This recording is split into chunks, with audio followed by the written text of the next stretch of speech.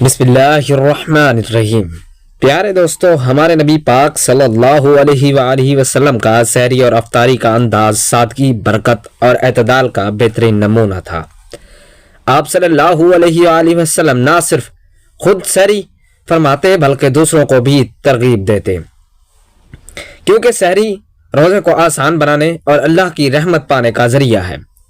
لیکن پیارے دوستو، کیا آپ یہ جانتے ہیں کہ نبی پاک صلی اللہ علیہ وآلہ وسلم کس طرح سحری و افطاری کیا کرتے تھے اور کون کون سی چیزیں کھانا پسند فرماتے تھے؟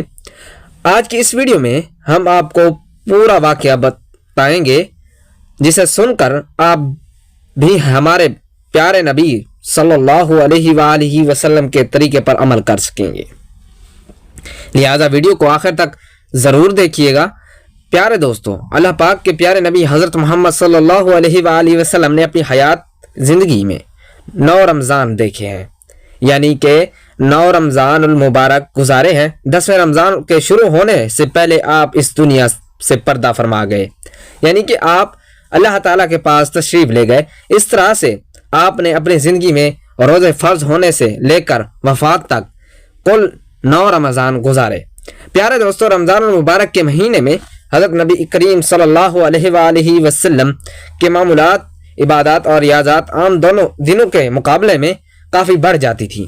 اس مہینے میں اللہ تعالیٰ کی نزدیکی اور محبت اپنے عروج پر ہوتی تھی۔ اسی شوق سے اور محبت میں آپ صلی اللہ علیہ وآلہ وسلم راتوں کے قیام، نماز اور عبادت کو بھی بڑھا دیتے تھے۔ ہمارے پیارے نبی صلی اللہ علیہ وآلہ وسلم کے انہی معمولات کا ذکر کیا جاتا ہے تاکہ ہم بھی آپ صلی اللہ علیہ وآلہ وسلم کی سنت پر عمل کر کے اس مہینے کی برکتوں اور سعادتوں کو حاصل کر سکیں۔ حضرت نبی کریم صلی اللہ علیہ وآلہ وسلم کو رمضان المبارک سے اتنی زیادہ محبت تھی کہ آپ اکثر اس مہینے کو پانے کی دعا فرمایا کرتے تھے۔ رمضان المبارک کی آمد کا اہتمام ماہ شعبان میں ہی بہت زیادہ عبادات اور روزوں کے ساتھ شروع ہو جاتا تھا۔ حضرت نبی کریم صلی اللہ علیہ وآلہ وسلم اس مبارک مہینے کا خوش آمدید کہہ کر استقبال کرتے تھے۔ آپ صلی اللہ علیہ وآلہ وسلم نے سوالیہ انداز میں صحابہ کرام سے رمضان کے استقبال کے بارے میں پوچھ کر اس مہینے کی برکت اور اہمیت کو اور بھی واضح کیا۔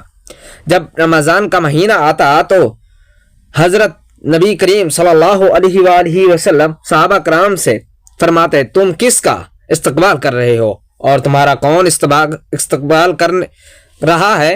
آپ صلی اللہ علیہ وآلہ وسلم نے یہ 3 بار فرمایا۔ اس پر حضرت عمر رضی اللہ تعالیٰ عنہ نے عرض کیا، یا رسول اللہ صلی اللہ علیہ وآلہ وسلم، کیا کوئی وحی اترنے والی ہے یا کسی دشمن نے جنگ ہونے والی ہے؟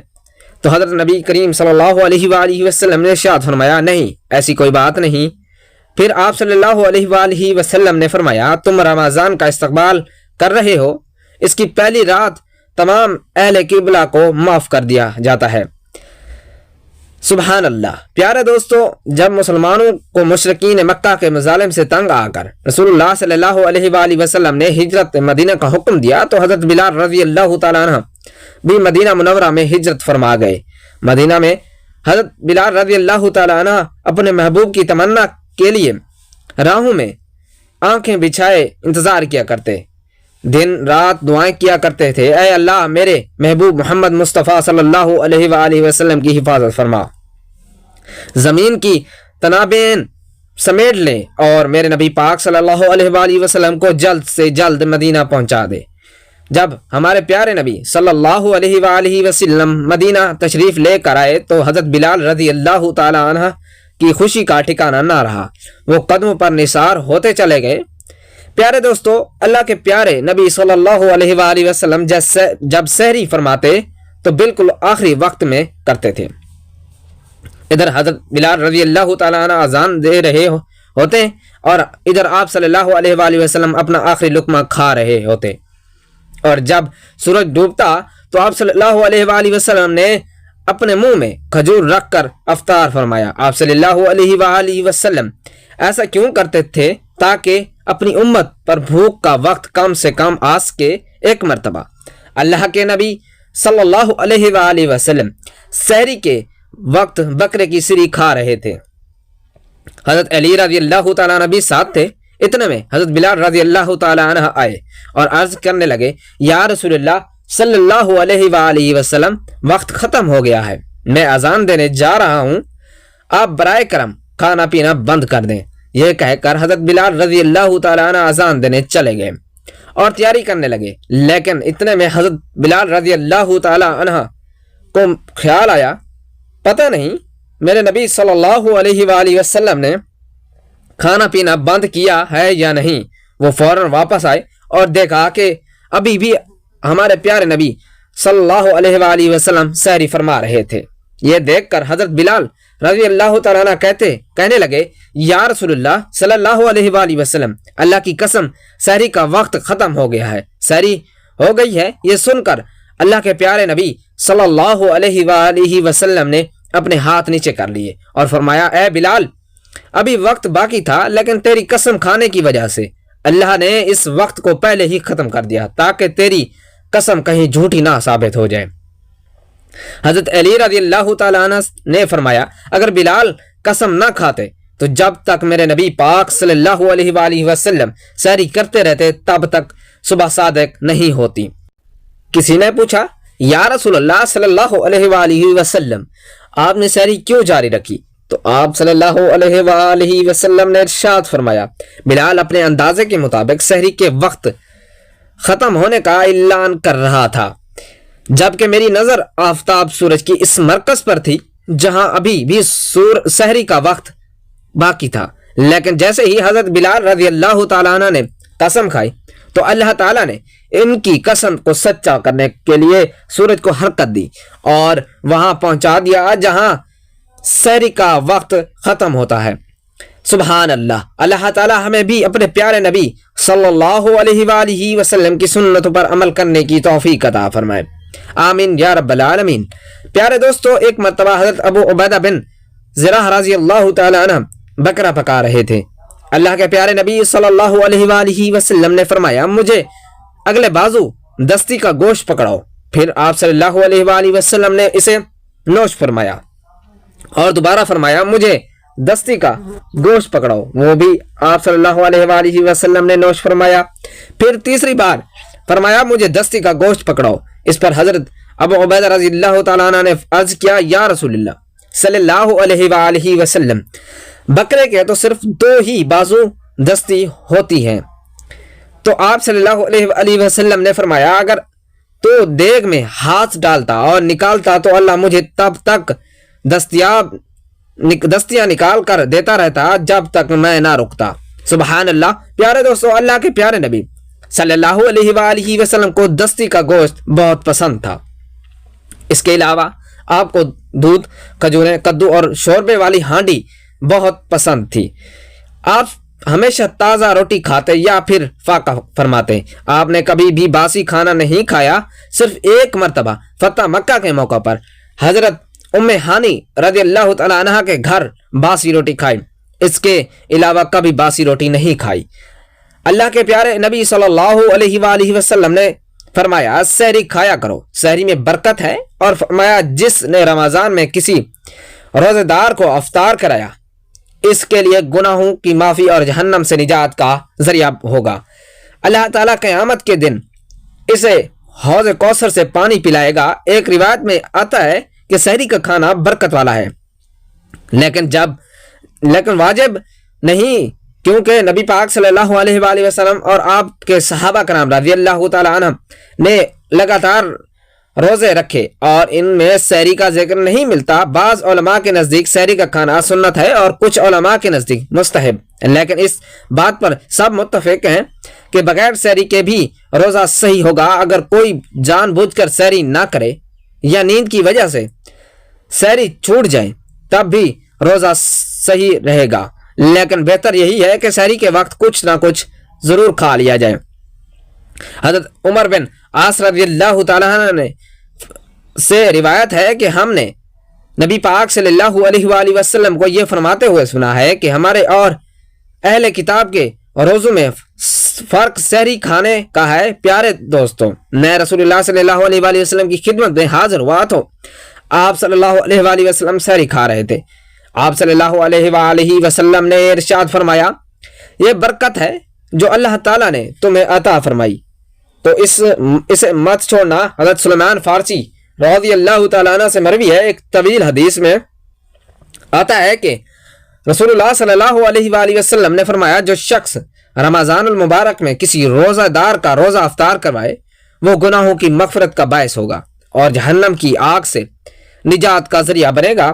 اللہ تعالیٰ اس روزے دار کے برابر تو اسے مت چھوڑنا۔ حضرت سلمان فارسی رضی اللہ تعالیٰ عنہ سے مروی ہے، ایک طویل حدیث میں آتا ہے کہ رسول اللہ صلی اللہ علیہ وآلہ وسلم نے فرمایا جس شخص رمضان المبارک میں کسی روزے دار کو روزہ افطار کرائے وہ گناہوں کی مغفرت کا باعث ہوگا اور جہنم کی آگ سے نجات کا ذریعہ بنے گا۔ اللہ تعالیٰ اسے روزے دار کے برابر ثواب عطا کرے گا اور روزے دار کے ثواب میں بھی کوئی کمی نہیں ہوگی۔ پھر رسول اللہ صلی اللہ علیہ وآلہ وسلم نے فرمایا اللہ تعالیٰ یہاں ثواب اس شخص کو بھی دیتا ہے جو کسی کا روزہ دودھ کے ایک گھونٹ، ایک کھجور یا پانی کے ایک گھونٹ سے افطار کروائے۔ حضرت ابو ہریرہ رضی اللہ تعالیٰ عنہ سے روایت ہے کہ رسول اللہ صلی اللہ علیہ وآلہ وسلم نے فرمایا انسان کے ہر نیک عمل کا اجر و ثواب 10 گنا سے 700 گنا تک بڑھا دیا جاتا ہے۔ اللہ تعالیٰ فرماتے ہیں مگر روزہ خاص میرے لیے ہے اور اس کی سزا بدلہ میں خود دوں گا، کیونکہ بندہ اپنی خواہشات اور کھانے پینے کو صرف میری رضا کے لیے چھوڑتا ہے۔ روزے دار کے لیے 2 خوشیاں ہیں، ایک افطار کے وقت، دوسرے اپنے رب سے ملاقات کے وقت، اور روزے دار کے منہ کی بو اللہ تعالیٰ کو مشک کی خوشبو سے بھی زیادہ پسند ہے۔ رسول اللہ صلی اللہ علیہ وآلہ وسلم نے فرمایا روزہ ایک ڈھال ہے، اگر کسی کا روزے کا دن ہو تو اسے غلط باتیں نہیں کرنی چاہیے۔ پیارے دوستو، حضرت انس رضی اللہ تعالیٰ عنہ فرماتے ہیں کہ اللہ کے پیارے نبی صلی اللہ علیہ وآلہ وسلم مغرب کی نماز سے پہلے چند کھجور سے افطاری فرماتے تھے، یعنی کہ اپنے تازہ کھجور سے روزہ کھولتے تھے۔ اگر تازہ کھجور نہ ملتی تو سوکھی کھجور چھوارے سے افطاری فرماتے۔ اگر کبھی سوکھی کھجور بھی نہ ملتی تو آپ صلی اللہ علیہ وآلہ وسلم کچھ چلو پانی پی کر افطار فرماتے تھے۔ ایک اور حدیث پاک میں آتا ہے کہ اللہ کے پیارے نبی صلی اللہ علیہ وآلہ وسلم ہمیشہ انہی چیزوں سے افطار فرماتے تھے جو آگ پر پکی ہوئی نہ ہوتی، یعنی کہ پھل اور فروٹ جیسی نیچرل چیزوں سے، کیونکہ آپ کو اس طرح کی چیزوں سے افطار کرنا زیادہ پسند تھا۔ اس لیے یاد رکھیں کھجور سے افطار کرنا مستحب ہے، بہتر ہے۔ اگر تازہ کھجور نہ ملے تو سوکھی کھجور چھوارے سے روزہ کھولنا بہتر ہے۔ اگر چھوارا بھی نہ ملے تو پانی سے افطار کرنا بھی سنت ہے۔ اس کے علاوہ جوس یا دودھ سے بھی روزہ کھولنا بہتر ہے۔ اللہ تعالیٰ کے پیارے نبی صلی اللہ علیہ وآلہ وسلم افطار میں آگ پر پکی ہوئی چیزیں نہیں کھاتے تھے۔ اس کا مطلب یہ نہیں کہ آپ نے اسے منع کیا ہو، بلکہ آپ نے ارشاد فرمایا افطار میں آگ پر پکی ہوئی چیزیں کھانے سے پیٹ کو اور معدے کو نقصان پہنچتا ہے۔ اس لیے آپ صلی اللہ علیہ وآلہ وسلم خود کو اس پریشانی سے بچانے کے لیے ایسا کیا کرتے تھے، مگر آج کل جو دیکھنے میں آتا ہے وہ یہ ہے کہ زیادہ تر لوگ افطاری میں سموسے اور پکوڑے کھانا ہی پسند کرتے ہیں، مگر یاد رکھیں اللہ کے پیارے نبی صلی اللہ علیہ وآلہ وسلم ایسا کبھی نہیں کرتے تھے۔ اب پیارے دوستو، اب ہم آپ کو 10 ایسی چیزوں کے بارے میں بتاتے ہیں جو اللہ کے پیارے نبی صلی اللہ علیہ وآلہ وسلم کو بے حد پسند تھی اور جنہیں آپ شوق سے تشریف فرماتے تھے۔ یاد رکھیں اللہ کے پیارے نبی صلی اللہ علیہ وآلہ وسلم کا کھانا اور پینا بہت زیادہ تھا۔ شہد، زیتون کا تیل، کدو، ان چیزوں کو آپ بڑے شوق سے کھاتے تھے۔ آپ اپنے منہ اور دانتوں کی صفائی کا بھی بہت زیادہ خیال رکھتے تھے، اس کے لیے آپ کبھی بھی کچا پیاز اور لہسن نہیں کھاتے تھے کیونکہ آپ کو ان کی بدبو پسند نہیں تھی۔ یاد رکھیں اگر اللہ کے رسول صلی اللہ علیہ وآلہ وسلم کو کوئی چیز یا کھانا پسند نہ آتا تو آپ بس اسے چھوڑ دیتے، مگر اسے برا نہیں کہتے تھے۔ حدیث پاک میں آتا ہے کہ اللہ کے پیارے نبی صلی اللہ علیہ وآلہ وسلم جس بھی حلال کھانے کو دیکھتے اسے تشریف فرماتے۔ اب پیارے دوستوں آئیں جانتے ہیں کہ وہ 10 چیزیں جو اللہ کے نبی صلی اللہ علیہ وآلہ وسلم کو بہت زیادہ پسند تھی۔ نمبر 1، کھجور اللہ کے پیارے نبی صلی اللہ علیہ وآلہ وسلم کو بہت اور سب سے زیادہ کھجور پسند تھی۔ آپ چند کھجوروں سے افطار فرماتے تھے، تازہ کھجور سے روزہ کھولتے تھے، اگر تازہ کھجور نہ ملتی تو سوکھی کھجور چھوارے سے افطار فرماتے تھے، اگر سوکھی کھجور بھی نہ ملتی تو پانی سے افطار فرماتے تھے۔ کھجور میں بھی آپ کو سب سے زیادہ کھجور عجوہ کھجور پسند تھی۔ پیارے دوستو، اللہ کے پیارے نبی صلی اللہ علیہ وآلہ وسلم نے فرمایا، جس گھر میں کھجور ہوتی ہے اس گھر میں کبھی بھی فاقہ نہیں ہوتا۔ نمبر 2، انگور۔ پیارے دوستو، اللہ کے پیارے نبی صلی اللہ علیہ وآلہ وسلم کو انگور کھانا بہت پسند تھا۔ آپ انگور بڑے ہی شوق سے کھاتے تھے کیونکہ یہ انسانی صحت کے لیے بہت فائدہ مند پھل تھا۔ نمبر 3، انار۔ پیارے دوستو، اللہ کے پیارے نبی صلی اللہ علیہ وآلہ وسلم کو انار کھانا بھی بہت زیادہ پسند تھا۔ آپ انار کو بہت زیادہ شوق سے کھاتے تھے۔ آپ نے فرمایا، انار جنت کے پھلوں میں سے ایک پھل ہے۔ نمبر 4، انجیر۔ پیارے دوستو، اللہ کے پیارے نبی صلی اللہ علیہ وآلہ وسلم کی پسندیدہ پھلوں میں سے ایک پھل انجیر بھی ہے۔ آپ نے فرمایا، انجیر بھی جنت کے پھلوں میں سے ایک پھل ہے، کیونکہ جنت میں جتنے بھی پھل ہوں گے وہ انجیر کی طرح کے ہوں گے۔ ان میں انجیر کی طرح نہ کوئی چھلکا ہوگا نہ ہی کوئی گٹھلی۔ آپ نے یہ بھی فرمایا کہ انجیر کا پھل کئی طرح کی بیماریوں کو بھی روکتا ہے۔ نمبر 5، تربوز۔ پیارے دوستو، اللہ کے پیارے نبی صلی اللہ علیہ وآلہ وسلم کو افطاری میں تربوز بھی بہت زیادہ پسند تھا۔ آپ اکثر تربوز کو کھجور کے ساتھ ملا کر کھاتے تھے۔ حضرت عائشہ صدیقہ رضی اللہ تعالیٰ عنہ سے روایت ہے کہ رسول اللہ صلی اللہ علیہ وآلہ وسلم اکثر تربوز کو کھجوروں کے ساتھ ملا کر کھاتے تھے۔ نمبر 6، دودھ۔ پیارے دوستو، دودھ بھی ہمارے پیارے نبی صلی اللہ علیہ وآلہ وسلم کی پسندیدہ چیزوں میں سے ایک چیز تھی۔ آپ کو دودھ بہت زیادہ پسند تھا۔ آپ اکثر گائے اور بکری کا دودھ استعمال کرتے تھے، کبھی دودھ کو اکیلا اور کبھی پانی میں ملا کر پسند کرتے تھے۔ نمبر 7، شہد۔ پیارے دوستو، اللہ کے پیارے نبی صلی اللہ علیہ وآلہ وسلم کو شہد بھی بہت زیادہ پسند تھا۔ آپ اکثر شہد کا استعمال کرتے تھے۔ شہد کا ذکر قرآن پاک میں بھی کئی بار آیا ہے۔ نمبر 8، گوشت۔ پیارے دوستو، اللہ کے پیارے نبی صلی اللہ علیہ وآلہ وسلم کو گوشت کھانا بھی بہت پسند تھا۔ آپ نے فرمایا، دنیا اور جنت دونوں جگہ سبھی کھانے کا سردار گوشت ہوگا۔ آپ کو شوربے والا گوشت زیادہ پسند تھا۔ حدیث پاک میں آتا ہے، اللہ کے پیارے نبی صلی اللہ علیہ وآلہ وسلم شوربے والے اور بھونے ہوئے گوشت کو زیادہ شوق سے تشریف فرماتے تھے۔ نمبر 9، اللہ کے پیارے نبی صلی اللہ علیہ وآلہ وسلم کو جو کی روٹی بہت پسند تھی، بہت ہی زیادہ پسند تھی۔ آپ اکثر جو کی روٹی کھانا پسند کرتے تھے، بنا چھلکے ہوئے آٹے کی موٹی روٹی تشریف فرماتے تھے۔ نمبر 10، چاول۔ پیارے دوستو، نبی پاک صلی اللہ علیہ وآلہ وسلم کو چاول کھانا بھی بہت زیادہ پسند تھا۔ آپ چاول کو بڑے شوق سے کھاتے تھے۔ آپ نے فرمایا، اللہ نے چاول کے دانوں میں بہت برکت رکھی ہے۔ پیارے دوستو، ہمیں بھی چاہیے کہ ہم اپنے پیارے نبی صلی اللہ علیہ وآلہ وسلم کی سنت پر چل کر سحری اور افطاری کریں۔ اللہ پاک سے دعا ہے کہ اللہ تعالی ہمیں اسلامی طریقے سے سحری کرنے کی توفیق عطا فرمائے۔ آمین یا رب العالمین۔